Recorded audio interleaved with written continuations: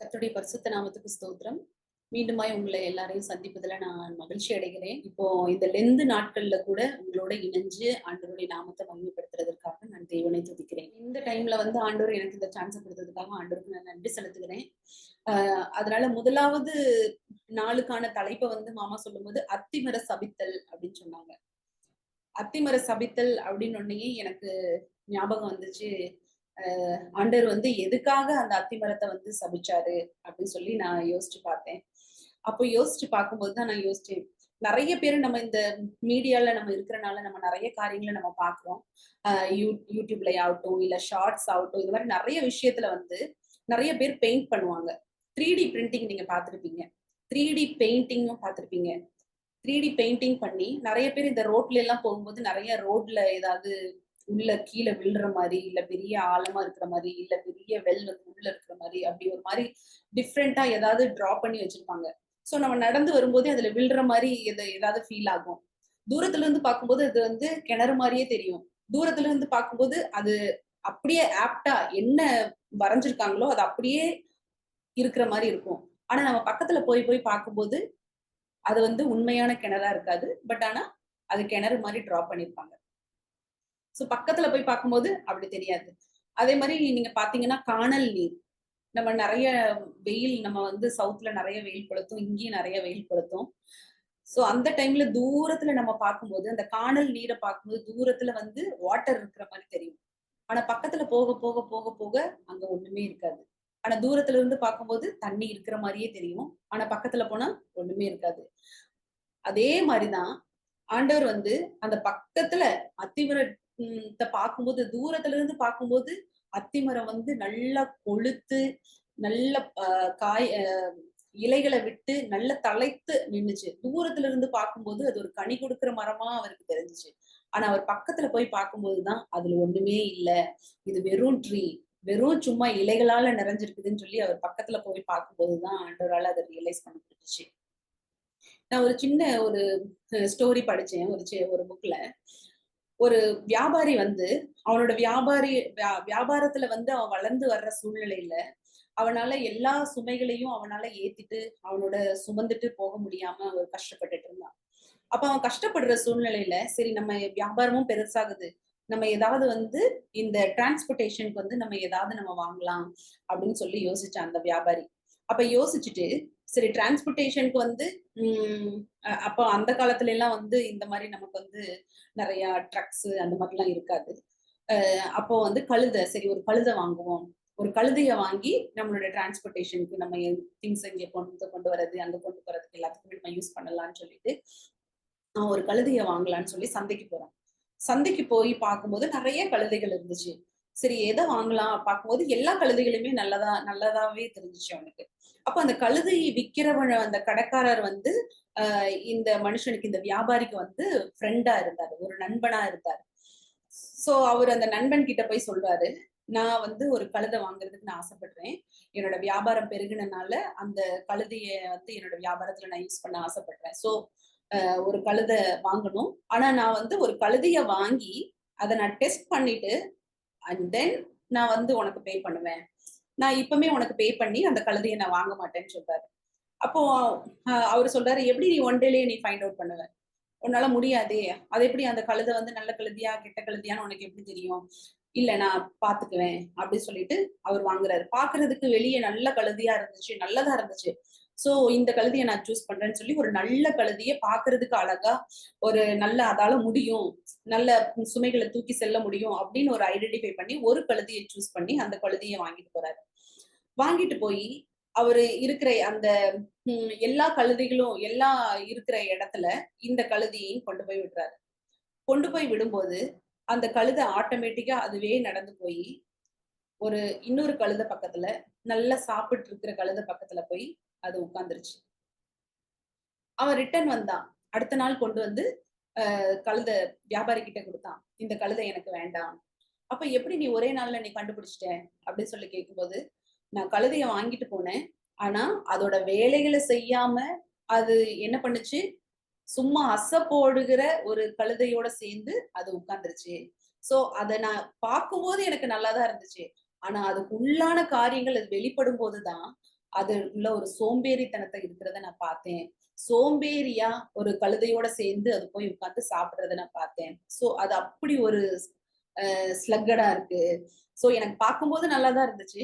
ஆனா அதோட உள்ள பூந்து அதோட இணைஞ்சு நம்ம வேலை செய்யும்போது தான் அதோட காரியத்த வந்து நான் தெரிஞ்சுக்கிட்டேன் அப்படின்னு சொல்லி அந்த வியாபாரி சொன்னானாம். சோ அதனால அந்த கழுதைய ரிட்டர்ன் பண்ணிட்டு அவன் போயிட்டான். சோ நம்ம பார்க்கறதுக்கு நமக்கு நல்லா தான் இருக்கும். ஆனா அது உள்ள போய் பார்க்கும்போது தான் அதோட காரியங்கள் வந்து நமக்கு எந்த அளவுக்கு அது கனிகளை கொடுக்கிறதா இருக்குதா? இல்ல காஞ்சு போன நிலைமையில தான் இருக்குதா உள்ள? இல்ல அது வெளி தோற்றத்துல மட்டும் தான் இப்படி இருக்கா? எப்படிங்கிறத வந்து நம்ம உள்ள போய் பார்க்கும்போது, அது பக்கத்துல நிதானிச்சு, ஆராய்ஞ்சு, அறிஞ்சு பார்க்கும்போது தான் அந்த காரியங்கள நம்மளால கண்டுபிடிக்க முடியும். அதே போல தான் இயேசு கிறிஸ்துவும் மத்தேயு 21வது அதிகாரத்திலயும், மார்க் 11வது அதிகாரத்திலயும் நம்ம அத வாசிக்கிறோம். மத்தேயு 21வது அதிகாரத்துல 18லிருந்து நீங்க 22 வரைக்கும் வாசிங்க. அப்பொழுது வழியருகே ஒரு அத்திமரத்தைக் கண்டு, அதனிடத்திற்குப் போய், அதிலே இலைகளை அன்றி வேறொன்றையும் காணாமல், இனி ஒரு காலும் உன்னிடத்தில் கனி உண்டாகாதிருக்கக் கடவது என்றார். உடனே அத்திமரம் பட்டுப் போயிற்று. சீஷர்கள் அதைக் கண்டு, இந்த அத்திமரம் எத்தனை சீக்கிரமாய் பட்டுப் போயிற்று என்று சொல்லி ஆச்சரியப்பட்டார்கள். இயேசு அவர்களை நோக்கி, நீங்கள் சந்தேகப்படாமல் விசுவாசம் உள்ளவர்களாய் இருந்தால், இந்த அத்திமரத்திற்கு செய்ததை நீங்கள் செய்வதுமல்லாமல், இந்த மலையைப் பார்த்து, நீ பெயர்ந்து சமுத்திரத்திலே தள்ளுண்டு போ என்று சொன்னாலும் அப்படியாகும் என்று மெய்யாகவே உங்களுக்கு சொல்லுகிறேன். மார்க் 11, 12லிருந்து 14 வரைக்கும் வாசிங்க. அக்கா மறுநாளிலே அவர்கள் பெத்தானியாவிலிருந்து புறப்பட்டு வருகையில் அவருக்கு பசி உண்டாயிற்று. அப்பொழுது இலைகளுள்ள ஒரு அத்திமரத்தை தூரத்திலே கண்டு, அதில் ஏதாகிலும் அகப்படுமோ என்று பார்க்க வந்தார். அத்திப்பழ காலமாய் இராதபடியால் அவர் அதனிடத்தில் வந்தபோது, அதில் இலைகளை அல்லாமல் வேறொன்றையும் காணவில்லை. அப்பொழுது இயேசு அதைப் பார்த்து, இது முதல் ஒரு காலும் ஒருவனும் உன்னிடத்தில் கனியை புசியாதிருக்க கடவன் என்றார். அதை அவருடைய சீஷர்கள் கேட்டார்கள். நம்ம இந்த 2 இடத்துல நம்ம இத பார்க்கிறோம். ஆண்டவர் வந்து மத்தேயுல நம்ம பார்க்கிறோம். அவர் அந்த வழியா வந்தாரு. வந்துட்டு அந்த அத்திமரத்த பார்க்கும்போது, அத்திமரத்துல வந்து கனி இல்லாதனால, அத உடனே வந்து நான் சாப்பிடும்போது கனிகள் இல்லாதனால, அத வந்து ஆண்டவர் வந்து பட்டு போக வைக்கிறாரு. மார்க்ல நீங்க பார்த்தீங்கன்னா, அது இலைகளுள்ள அத்திமரத்தை தூரத்திலே கண்டு, அதில் ஏதாகிலும் அகப்படுமா என்று பார்க்க வந்தார். அத்திப்பழ காலமாய் இராதபடியால். அது வந்து அத்திப்பழ சீசனே கிடையாது. ஆனா ஏன் ஆண்டவர் வந்து அத்திப்பழ சீசனா இல்லாம இருந்தா கூட, ஏன் ஆண்டவர் வந்து அப்படி ஒரு சாபத்த கொடுக்கிறார்? ஆண்டவர் வந்து நம்மள நேசிக்கிற தேவன், எல்லாவற்றிலும் பொறுமையா இருக்கிற தேவன். நம்ம அவர விட்டு தூரமா போனா கூட, அவர நமக்காக ஏங்கி அங்கலாய்த்துக் கொண்டிருக்கிற தேவன். அப்ப ஏன் ஆண்டவர் வந்து இந்த அத்திமரத்த பார்க்கும்போது ஆண்டவர் வந்து சபிக்கணும்? ஏன் ஆண்டவரால அத வெயிட் பண்ணி பார்க்க முடியாதா? நம்ம அந்த இதுல நம்ம வந்து யோசிச்சு பார்க்கலாம். சீசனே இல்லாம இருந்தா கூட, அதுல பழம் இருக்கணும்னு சொல்லி ஆண்டவர் ஏன் எதிர்பார்க்கிறாரு? நம்ம இன்னொரு இடத்துல நம்ம வாசிக்கிறோம். அந்த திராட்சை தோட்டக்காரர் வந்து திராட்சை தோட்டத்துல வந்து திராட்சை கொடி இருக்கும். அந்த திராட்சை கொடியை வந்து அந்த கனிகள் கொடுக்காத போது, இத வந்து வெட்டி போட்டுறலாம் அப்படின்னு அந்த திராட்சை தோட்டக்காரர் வந்து சொல்லும்போது, அ அதோட வேலைக்காரர் சொல்லுவாரு, "இன்னும் 1 வருஷம் அத விட்டு பார்க்கலாம்" அப்படின்னு. அப்ப இன்னொரு வருஷம் விடும்போது, அந்த இன்னொரு வருஷமும் அதோட கனிகள தரலன்னா, நான் வந்து அத கொத்தி, அதுல வந்து உரம்லாம் போட்டு, அத எல்லாத்தையும் சரி பண்ணி நான் மறுபடியும் வைக்கிறேன். மறுபடியும் இன்னொரு நம்ம சான்ஸ் தருவோம். அப்ப அது வருதான்னு பார்ப்போம். அப்படியும் வரலன்னா, நம்ம அத வெட்டி போடலாம்ன்னு சொல்லி நம்ம ஒரு இடத்துல நம்ம வாசிக்கிறோம். இதே புதிய ஏற்பாடுல தான் நம்ம அதையும் நம்ம வாசிக்கிறோம். ஏன் அப்படி வந்து அதுக்கு அதுக்கு சான்ஸ் குடுத்து, அப்படி அதுவும் அந்த உவமையும் வந்து ஆண்டவர் தான் சொல்றாரு. ஏன் அப்படி அதுக்கு ஒரு சான்ஸ் குடுத்தாரு? ஆனா இங்க வந்து ஆண்டவர் வந்து அத்திமரத்த பார்த்து உடனே ஏன் சபித்தார்? பார்த்தோம்னா, ஆண்டவர் வந்து இஸ்ரேல் ஜனங்களுக்கு கொடுக்காத சான்ஸே கிடையாது. ஆண்டவர் வந்து இந்த உலகத்துக்கு வரும்போது, அவர்களுக்காகவே தேவனாகிய கர்த்தர் இந்த உலகத்திற்கு வந்தார். அவருடைய சாயலாகவே நம்மள உருவாக்குனார். நம்முடைய ஆதியாகமம்ல நம்ம வாசிச்சோம்னா, அ முதலாவது முதலாவது அதிகாரம் 27வது வசனத்துல நம்ம வாசிச்சோம்னா, தேவன் தம்முடைய சாயலாக மனுஷனை சிருஷ்டித்தார். அவர் தேவ சாயலாகவே சிருஷ்டித்தார். ஆணும் பெண்ணுமாக அவர்களை சிருஷ்டித்தார். பின்பு தேவன் அவர்களை நோக்கி, நீங்கள் பலுகி பெருகி, பூமியை நிரப்பி, அதை கீழ்ப்படுத்தி, சமுத்திரத்தின் மச்சங்களையும், ஆகாயத்து பறவைகளையும், பூமியின் மேல் நடமாடுகிற சகல ஜீவ ஜந்துக்களையும் ஆண்டு கொள்ளுங்கள் என்று சொல்லி தேவன் அவர்களை ஆசீர்வதித்தார். அதுக்கப்புறம் என்னது இருக்கு? பின்னும் தேவன் இதோ பூமியின் மேல் எங்கும் விதை தரும் சகலவித பூண்டுகளையும் விதை தரும் விதை தரும் கனி மரங்களாகிய சகலவித விருட்சங்களையும் உங்களுக்கு கொடுத்தேன், அவைகள் உங்களுக்கு ஆகாரமா இருக்க கிடவுது. ஆண்டவர் வந்து ஃபர்ஸ்ட் கொடுக்கும் போதே என்ன தந்துட்டாரு? எல்லாமே நமக்கு தந்திருக்காரு. நமக்கு தராதது எதுவுமே இல்ல. ஆண்டவர் ஆல்ரெடி வந்து இஸ்ரேல் ஜனங்களுக்கு வந்து கொடுக்காதது எதுவுமே கிடையாது. எல்லாவற்றையும் கொடுத்து அவங்கள வந்து அவ்வளவு செழிப்பா வைக்கணும்னு சொல்லி ஆண்டவர் வந்து அப்படி ஒரு அங்கலாய்ப்போட, அவர்களுக்காகவே தான் நான் வந்தேன், உங்களுக்காகவே தான் நான் இருக்கேன், உங்களுக்காக தான் நான் இதையெல்லாம் ஏற்படுத்தி இருக்கிறேன்னு சொல்லி ஆண்டவர் வந்து ஃப்ரெஷ்ஷா எல்லாமே வந்து ஒரு ஃப்ரெஷ்ஷா நம்மகிட்ட ஆண்டவர் வந்து கொடுத்தாரு.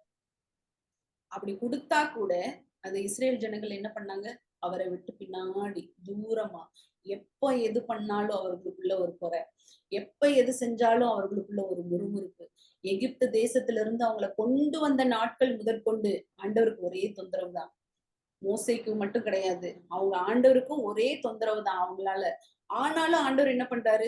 அவங்களை நேசிக்கிறதுனால, அவங்கதான் என்னோட திராட்சை கொடி, அவங்கள கனி கொடுக்கிறவங்களதான் நான் உருவாக்கியிருக்கேன், அவங்கள வச்சுதான் நான் இந்த காரியத்தை செய்வேன்னு சொல்லி ஆண்டவர் வந்து ஒவ்வொரு நிமிஷமும் அவங்க பண்ற எல்லா காரியங்கள்லயுமே ஆண்டவர் வந்து பொறுமையா இருக்கிறத நம்ம பாக்குறோம்.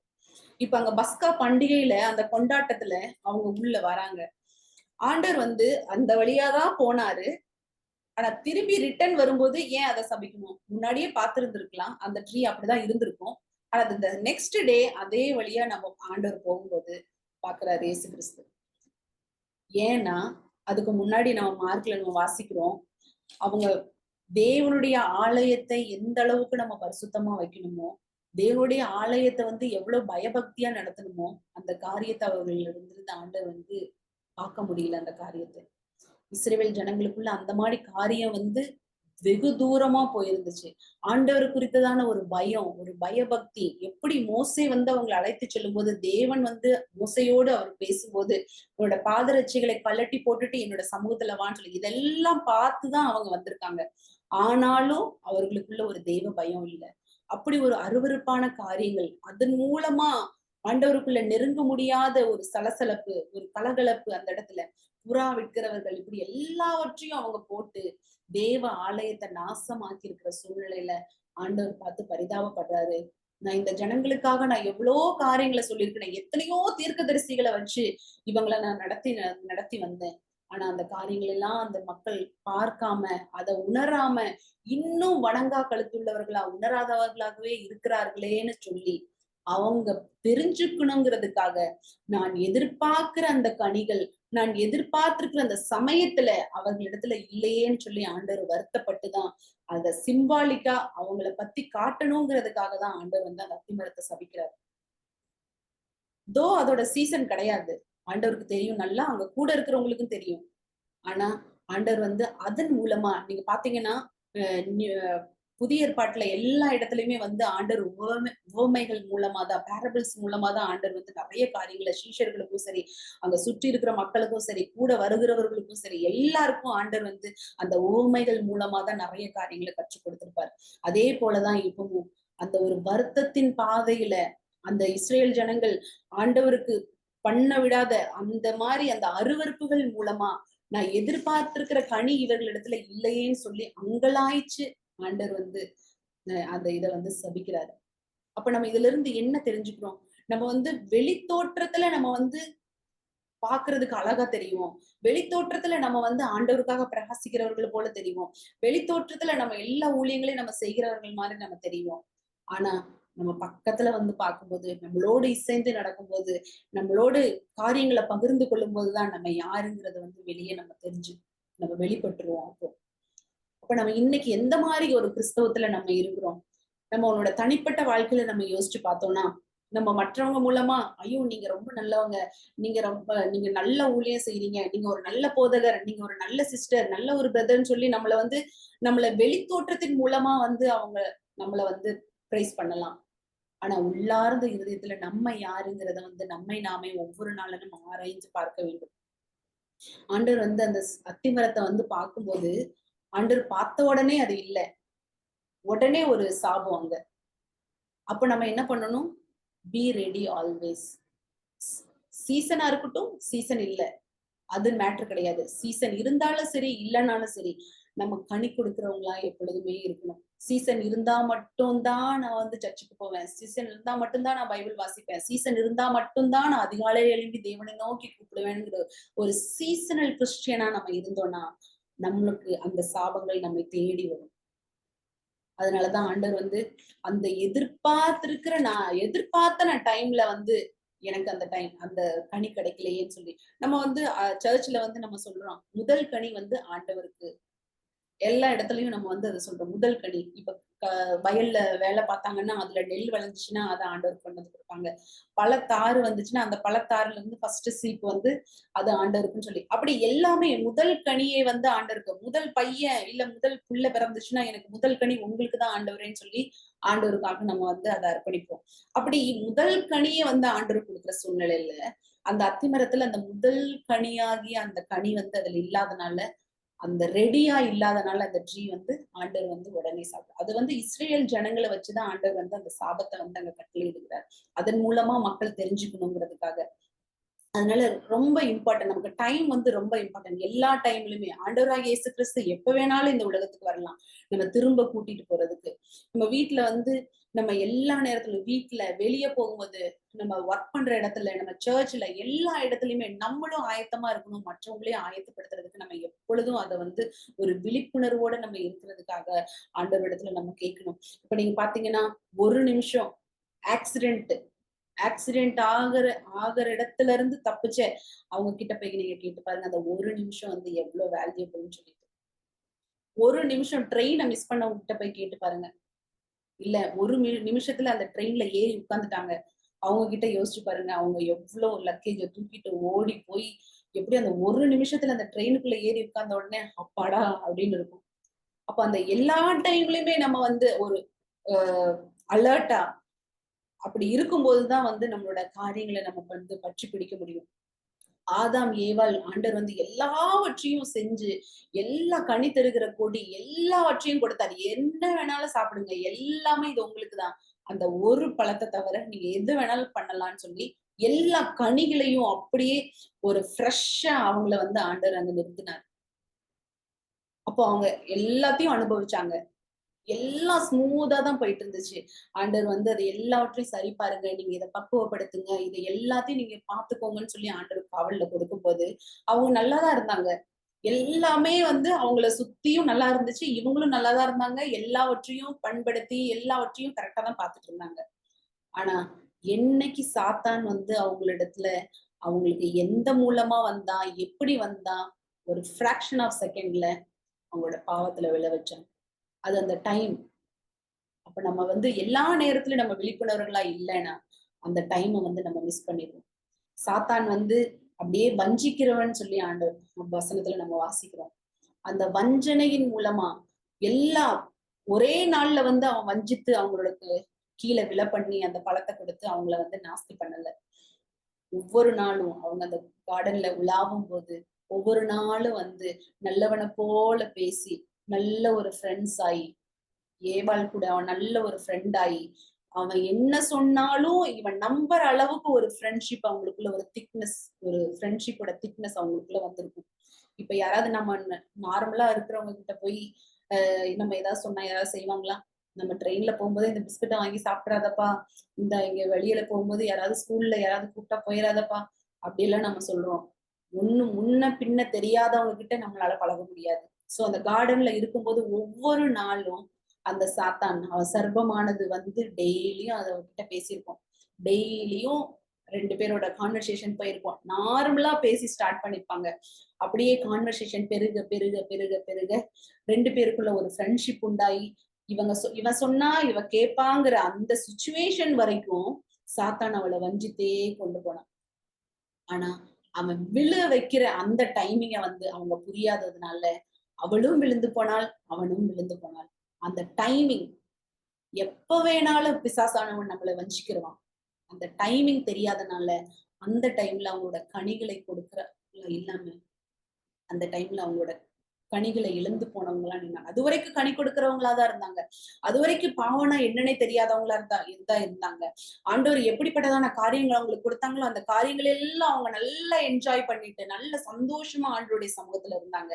ஆனா அந்த ஃபிராக்ஷன் ஆஃப் செகண்ட்ல சாத்தான் அவங்கள விளைவிச்சதுனால அவங்களோட கனிகளை முழுமையா இழந்து போய் சாபக்கேடான அந்த காரியத்துக்குள்ள அவங்க தள்ளப்பட்டாங்க.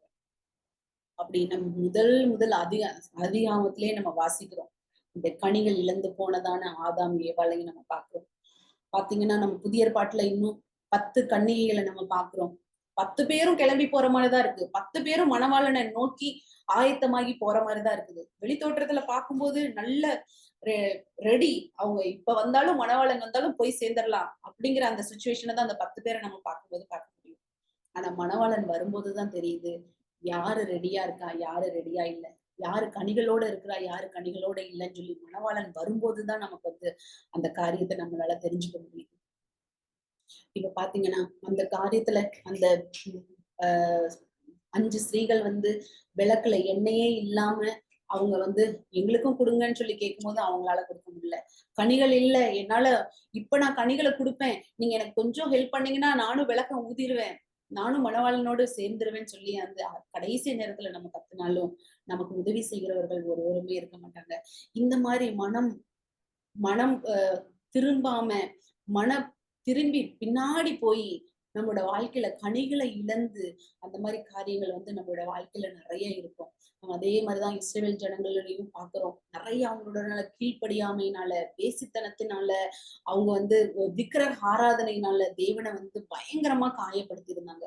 காயப்படுத்தினா கூட ஆண்டவர் வந்து மீண்டுமா அவங்களுக்கு வந்து சரி இன்னும் ஒரு சான்ஸ் நம்ம கொடுத்து பார்ப்போம்னு சொல்லி ஆண்டவர் வந்து சான்ஸ் கொடுக்குறாரு. அந்த திராட்சை தோட்டத்துல எப்படி அந்த திராட்சை தோட்டத்துக்கு 2வது சான்ஸ் ஒரு சான்ஸ் கொடுத்தாங்களோ, இல்ல 3வதும் ஒரு சான்ஸ் கொடுத்து பார்ப்போம், அதுக்கப்புறம் இல்லைன்னா நம்ம அதை வெட்டி போட்டுருவோம்னு சொல்லி அந்த திராட்சை தோட்டத்துக்கு எப்படி சான்ஸ் கிடைச்சிச்சோ அதே மாதிரிதான் ஆண்டவர் வந்து சான்ஸ் கொடுத்துட்டே வந்தாரு. நிறைய சான்ஸை நம்ம கொடுத்துட்டே வந்தாரு பாக்குறோம்.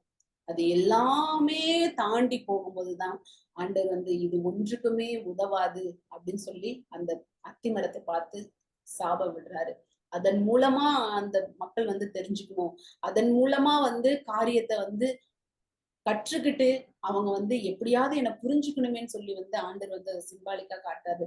நம்ம பாக்குறோம் இஸ்ரேல் ஜனங்களுக்கு ஆண்டவர் கொடுக்காத சான்ஸே கிடையாது. நீங்க பைபிள நீங்க வாசிச்சீங்கன்னா பழைய ஏற்பாட்டுல இருந்து நீங்க புதிய ஏற்பாட்டு வரைக்கும் நீங்க வாசிச்சீங்கன்னா எல்லா இடத்துலயும் ஆண்டவர் வந்து சான்ஸ் கொடுத்துட்டேதான் இருப்பாரு. மோசையோட காலத்துல பாத்தீங்கன்னா மோசை கூட்டிட்டு வரும்போது ஆஹ் முறுமுறுப்பு, வானத்துல இருந்து மண்ணா விழுகுது, மண்ணா விழுந்து அதை சாப்பிட்டு எடுத்து வைக்காதீங்கன்னு ஆண்டவர் சொல்லுவாரு. ஆனாலும் அவங்களோட ஒரு கீழ்ப்படியாமையின்மை, அங்கிருந்து எடுத்து வச்சு அதுல கொஞ்சம் பறிச்சு அது கெட்டு போய் அப்படிப்பட்டதான ஒரு வாழ்க்கை அவங்களுக்கு.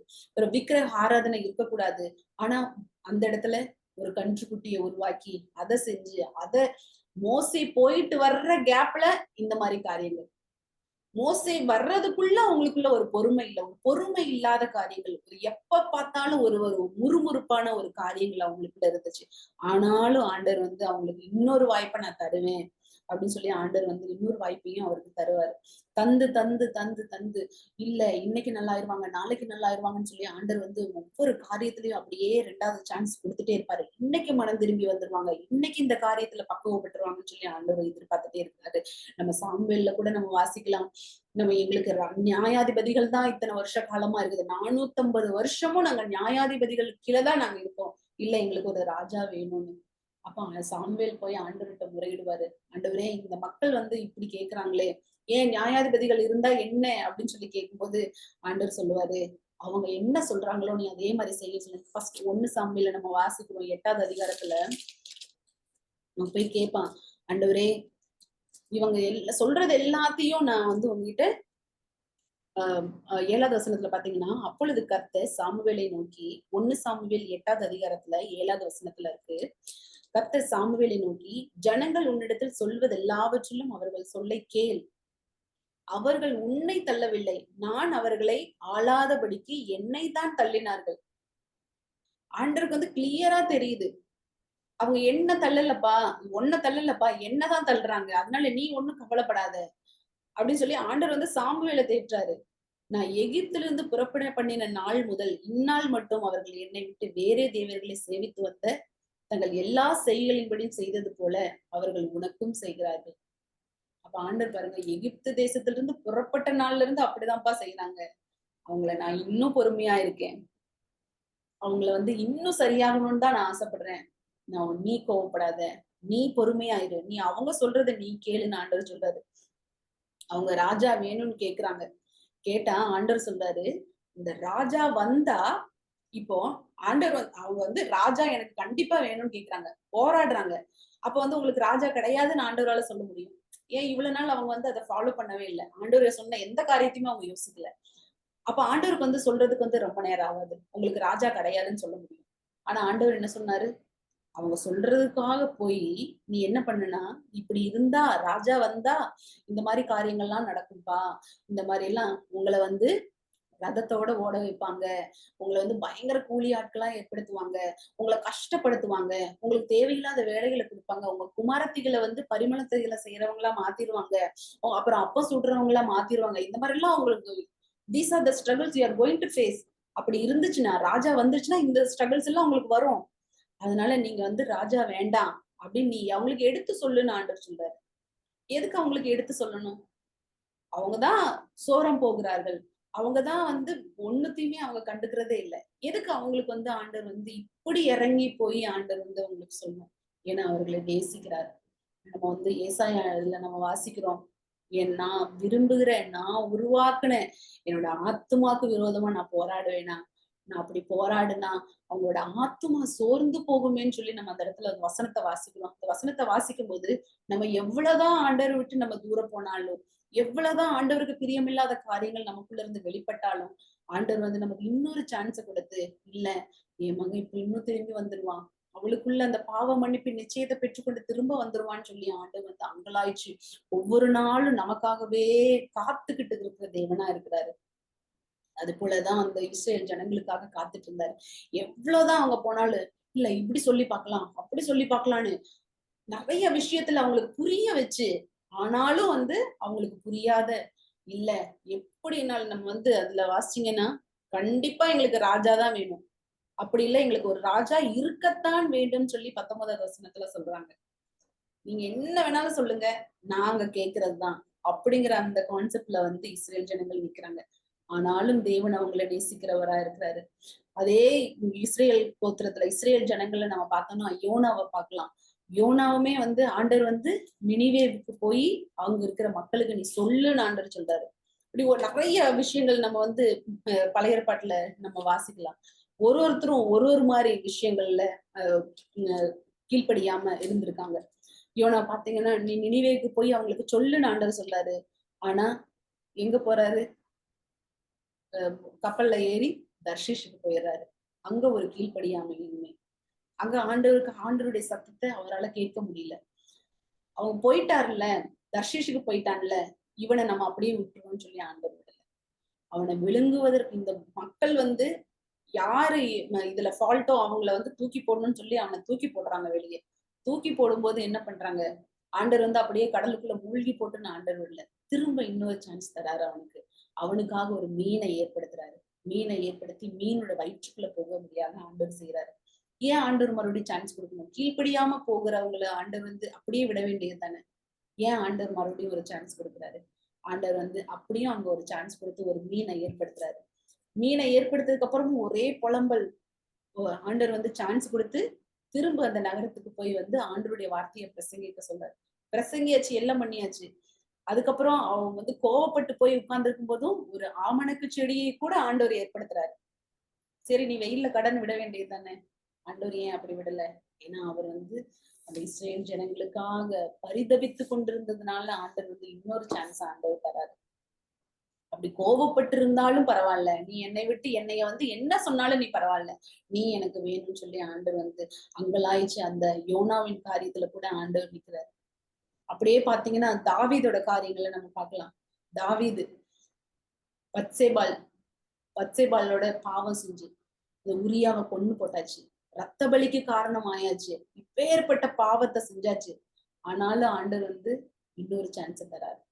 சான்ஸை தந்து தேவனுடைய சமூகத்துல போய் திரும்பி மறுபடியும் வருவா, மறுபடியும் என்னிடத்துல சேருவான்னு சொல்லி மங்களாய்ச்சி ஆண்டவர் வந்து இன்னொரு சான்ஸை கொடுக்கும் போதுதான் பாவத்துக்கு ஒப்பு கொடுத்து மனம் திரும்பி தாவீதுக்கு 2வது வாய்ப்பு கிடைக்கும் போது மன்னிப்பு கேட்டு அழுது தேவனுடைய சமூகத்துல ஒப்பு கொடுத்து ஆண்டவருக்காக மறுபடியும் எழுப்பி பிரகாசிக்கிறதுக்கு வந்துச்சு. இப்படி நிறைய காரியங்களை வந்து நம்ம பழைய ஏற்பாட்டுல பார்க்கலாம். தேவன் வந்து திரும்ப ஒரு சான்ஸ், அப்படியே போனாலும் பரவாயில்ல, நீ திரும்ப என்கிட்ட வான்னு சொல்லி. புதிய ஏற்பாடுல வாசிச்சோம்னா நம்ம பேதுருவை பார்க்கலாம். பேதுருவை வந்து ஆண்டவர் வந்து நீ மறுதளிச்சிருவே என்ன 3 டைம் சேவல் கூவுறதுக்கு முன்னாடி 3 டைம் வந்து என்ன மறுதளிச்சிருவேன்னு ஆண்டவர் சொன்னாரு. அதே மாதிரி நடந்துச்சு. ஆனா அதுக்கப்புறம் ஆண்டவர் வந்து மறுபடியும் அந்த தேவாலயத்தை நடத்துகிற அந்த பணியை வந்து பேதுருவின் கையில கொடுக்கிறாரு. சோ அது 2வது சான்ஸ். இப்படி ஆண்டவர் எல்லாருக்கும் ஒரு சான்ஸை கொடுத்து கொடுத்து கொடுத்து கொடுத்து யாரையுமே தள்ளி விடாம, அப்படி இஸ்ரேல் ஜனங்கள் அப்படி போனாலும் பரவாயில்லன்னு சொல்லி ஆண்டவர் வந்து அப்படி ஒரு அங்கலாய்ப்போடு, நான் எதிர்பார்க்கிற கனி இவர்களிடத்துல எப்படியாவது கிடைச்சிருமா, அது ஃபர்ஸ்ட் டைம் இல்லைனாலும் பரவாயில்ல, செகண்ட் டைம் இல்லைனாலும் பரவாயில்லன்னு சொல்லி அங்கலாய்ச்சு வந்துட்டு இருந்தார். அப்படி அங்கலாய்ச்சு வரும்போது நிறைய சான்ஸ் கொடுத்து வரும்போது ஒண்ணுமே இல்லைங்கும் போதுதான் ஆண்டவர் வந்து அந்த அத்திமரத்தை பார்த்து சபிக்கிறாரு. அப்படி சபிச்சதுக்கு அப்புறமும் அந்த சீஷர்களுக்கு சொல்றாரு. சீஷர்கள் சொல்றாங்க, நீங்க நேத்துதான் சொன்னீங்க, இன்னைக்கு அது பட்டு போயிருச்சு. சொன்ன உடனே பாக்குறாரு. ஏன்னா அது விசுவாசத்தை பெருக்கிக் கொள்றதுக்கு. நான் ஒரு நாள் நான் நேத்து சொன்னேன், இன்னைக்கு பட்டுருச்சு. அதே மாதிரி நீங்களும் போய் இந்த மலையை பார்த்து பெயர்ந்துப்போன்னு சொல்லுங்க, போகும் அப்படின்னு ஆண்டவர் சொல்றாரு. எதுவா இருந்தாலும் ஆண்டவர் வந்து ஒரு சிம்பாலிக்கா ஒரு காரியத்தை நமக்கு காண்பிச்சு கொண்டே இருக்கிறார். ஆண்டவர் வந்து நம்முடைய பாவங்களை மன்னிச்சு அவருடைய சுதந்திரத்தில் மீதியானவர்களை மீறுதலை மன்னிக்கிற தேவனா இருக்கிறாரு. அவர் என்னைக்குமே மீகால நம்ம வாசிக்கிறோம், அவர் என்னைக்குமே கோபமாயிராமல் இரக்கம் காட்டுவதில் பிரியப்படுகிற தேவன். அந்த மாதிரி ஒரு குணாதிசயத்தை வந்து ஆண்டவர் வந்து அவர்கிட்ட இருக்குது. எப்பவுமே கோவப்படாம, நம்ம மேல எரிச்சல் அடையாம, நம்ம பண்ணுகிற காரியங்கள் கனியற்ற வாழ்க்கையா இருந்தாலும், வேரற்று போன வாழ்க்கையா இருந்தாலும் திரும்ப நீ எப்ப எழும்பி வருவ, திரும்ப எப்படி உயிர் பெற்று வருவேன்னு சொல்லி ஆண்டவர் நமக்காக அங்கலாய்த்து கொண்டே இருக்கிறாரு எல்லா நேரத்திலையும். நம்ம வந்து சில நேரத்துல ஆண்டவர் தாமதிப்பது போல நமக்கு தெரியும்.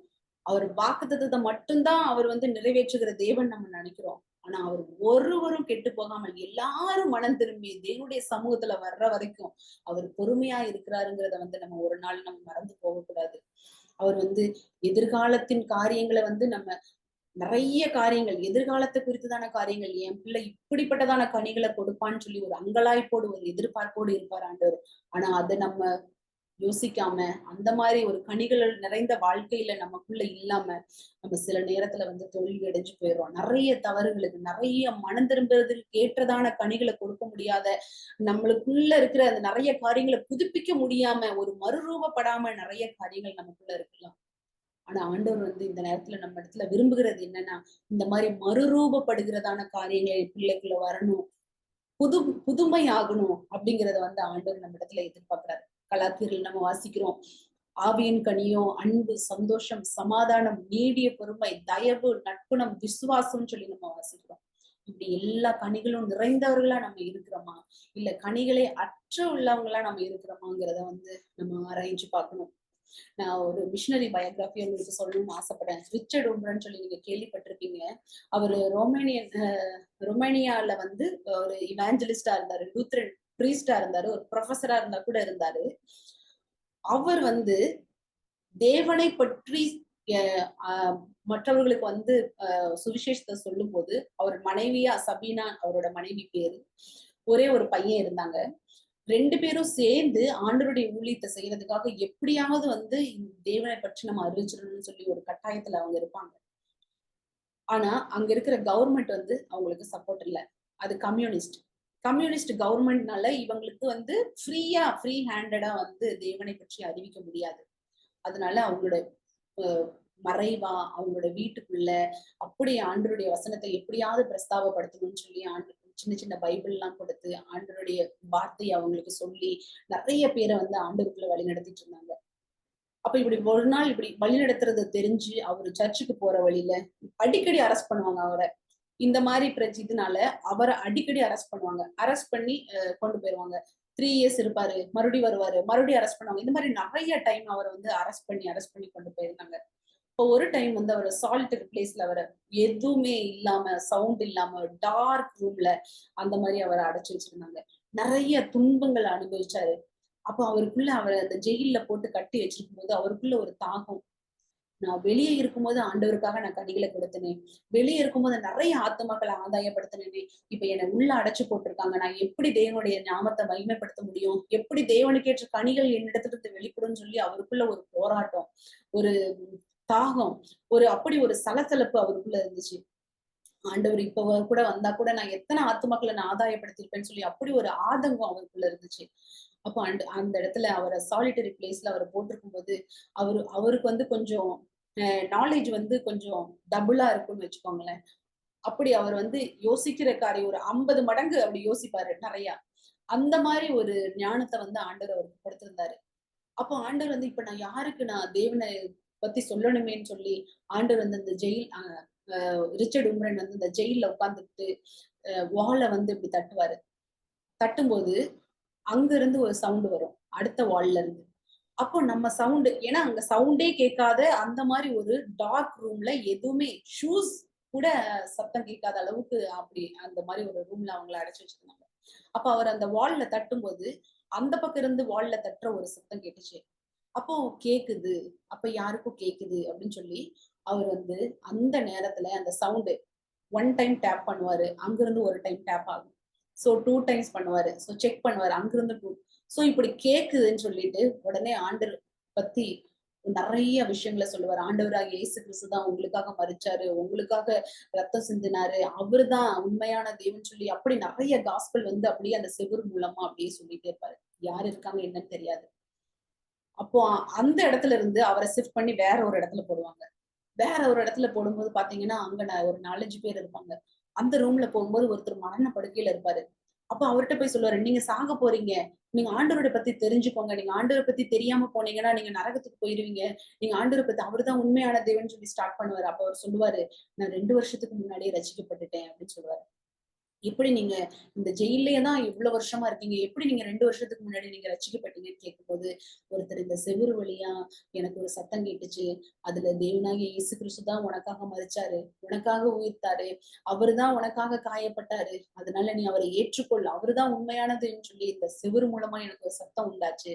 அதன் மூலமா தான் நான் ஆண்டவராகிய இயேசு கிறிஸ்துவை ஏற்றுக்கொண்டுட்டேன்னு சொன்னாரு. அவருடைய கண்கள்ல கண்ணீர் வந்துதான். அப்போ பாத்தீங்களா?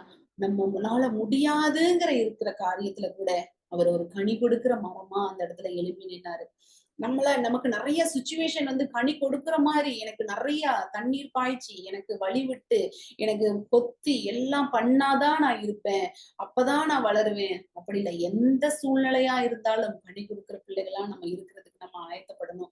எப்பேற்பட்ட பாடுகளுக்குள்ள நம்ம போனாலும் சரி, எப்பேற்பட்ட கஷ்டங்களுக்குள்ள இருந்தாலும் சரி, ஆண்டவராகிய இயேசு கிறிஸ்து எனக்காக அடிக்கப்பட்டாரே. நம்ம இந்த லெந்து நாட்கள்ல நம்ம ஆண்டவராகிய இயேசு கிறிஸ்து அடிபட்ட, அவர் கொண்டு போகப்படுகிற எல்லா காரியங்களையும் நம்ம நிதானிக்கிறோம். Only for this 40 days.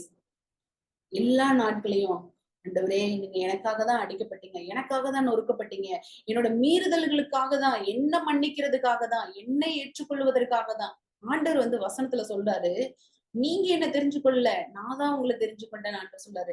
நம்ம போய் ஆண்டவரை தெரிஞ்சு கொள்ள அவரு நம்மள சூஸ் பண்ணியிருக்கிறாரு. அதனாலதான் நம்ம இன்னைக்கு இந்த நேரத்துல இப்படி இருக்கிறோம். நம்ம எரேமியால வாசிக்கிறோம், கர்த்தர் மேல் நம்பிக்கை வைத்து கர்த்தரை தன் நம்பிக்கையாக கொண்டிருக்கிற மனுஷன் பாக்கியவான்னு சொல்லி நம்ம வாசிக்கிறோம். அதிலே 8வது வசனத்துல வாசிங்கன்னா, அவர் தண்ணீர் அண்டையில் நாட்டப்பட்டதும் கால்வாய் ஓரமாக தன் வேர்களை விடுகிறதும் உஷ்ணம் வருகிறது கூட காணாமல் இலை பச்சையா இருக்கிறதும். வெயில் அடிச்சாலும் பரவாயில்ல, உஷ்ணம் வந்தாலும் பரவாயில்லையா, ஆனா பச்சையா இருக்குமா. மழை தாழ்ச்சியான வருஷத்திலும் வருத்தமின்றி தப்பாமல் கனி கொடுக்கிறதுமான மரத்தை போல இருப்பான். ஆண்டவர் வந்து நம்மள அப்படிதான் இருக்கணும்னு எதிர்பார்க்கிறாரு. எப்படி இஸ்ரவேல் ஜனங்களை எப்படி அந்த அப் டு தட் அது மாதிரி இருக்கணும்னு ஆசைப்பட்டாரோ, அதே போலதான் நம்மளே ஆண்டவர் அப்படிப்பட்டதான கனிகள் என்ன மாதிரி இருந்தாலும் பரவாயில்ல, உஷ்ணம் வந்தாலும் பரவாயில்ல, காற்று அடிச்சாலும் பரவாயில்ல, மழை பெஞ்சாலும் பரவாயில்ல, புயல் போல பிரச்சனைகள் வந்தாலும் சரி, என்ன மாதிரி காரியங்கள் நம்மளோட வாழ்க்கையில வந்தாலும் நம்ம எல்லா நேரத்திலும் கனி கொடுக்கிறவங்களா இருக்கணும்னு சொல்லி ஆண்டவர் ஆசைப்பட்டாரு. இன்னைக்கு நீங்களும் நானும் அந்த மாதிரி கனி கொடுக்கறதான வாழ்க்கையில நம்ம இருக்கிறோமா? ஆண்டவர் எல்லா நேரத்திலையும் எந்த செகண்டா இருந்தாலும் ஆண்டவர் நம்ம எதிர்பார்க்கும் போது அப்படிப்பட்டதான காரியங்கள் நமக்குள்ள இருக்குதான்னு சொல்லி நாமே ஆராய்ஞ்சு பார்ப்போம். நம்ம கொரிந்தியர்ல வாசிக்கிறோம், நீங்கள் தேவனுடைய ஆலயமா இருக்கிறீர்கள். தேவனுடைய ஆவி உங்களில் வாசமா இருக்கிறதுன்னு உங்களுக்கு தெரியலையா? உங்களுடைய சரீரம் வந்து தேவனுடைய ஆலயம். தேவனுடைய ஆலயமாகிய நம்ம, தேவனுடைய காரியங்களுக்கு ஏற்ற நம்ம அவருடைய சாயலாகவே நம்மளை உருவாக்கி இருக்கும்போது, நமக்கேற்ற காரியங்களை எல்லாமே ஃப்ரெஷ் அண்ட் ஃபுல்லா நமக்கு குடுத்திருக்கும் போது, அந்த காரியங்களை எடுத்துட்டு ஏன் நம்மளால ஓட முடியல? ஏன் நம்ம காஞ்சு, ஏன் நம்ம வேரற்று போய் நம்மளோட வாழ்க்கையில இருக்கணும்? நிறைய நேரத்துல எங்களுக்கு சான்ஸ் குடுத்துருக்கீங்க. 2வது சான்ஸ், 3வது சான்ஸ், இன்னைக்கு வந்துருவான், நாளைக்கு வந்துருவான்னு சொல்லி நீங்க எனக்கு எதிர்பார்த்திருக்கிறீங்க எனக்காக. நான் அதுல கரெக்ட்டா இருக்கிறேனா? இன்னைக்கு நம்ம வந்து அந்த லெந்து நாட்கள நம்ம மெடிடேட் பண்ணா கூட, நம்மை நாமே நிதானித்து அறிக்கணும் அதுல. எப்படி வந்து ஆண்டவர் விசுவாசத்தை பெருக்கிக் கொள்றதுக்காகவும் ஆண்டவர் சொன்னாரு. இவ்ளோ நாட்கள் நான் சான்ஸ் குடுத்தும் கனி கொடுக்கலங்கிறதுக்காகவும் ஆண்டவர் வந்து அந்த இடத்துல இருக்காரு. ஆண்டவர் எப்பல்லாம் எதிர்பார்த்து வராரோ நம்மகிட்ட, அது சீசனா இருந்தாலும் சரி, சீசன் இல்லனாலும் சரி, அந்த எதிர்பார்க்கிற நேரத்துல அந்த சரியான கனியை கொடுக்கிறவங்களா நம்ம இருக்கணும். இன்னைக்கு நம்ம வந்து நம்மை நாமே நிதானித்து அறிவோம். ஆண்டவரே, வேர் கொடுக்கிற பிள்ளைங்களா, கனி கொடுக்கிற பிள்ளைங்களா இருப்பதற்கு எங்களுக்கு உதவி செய்யுங்க. நீங்க நிறைய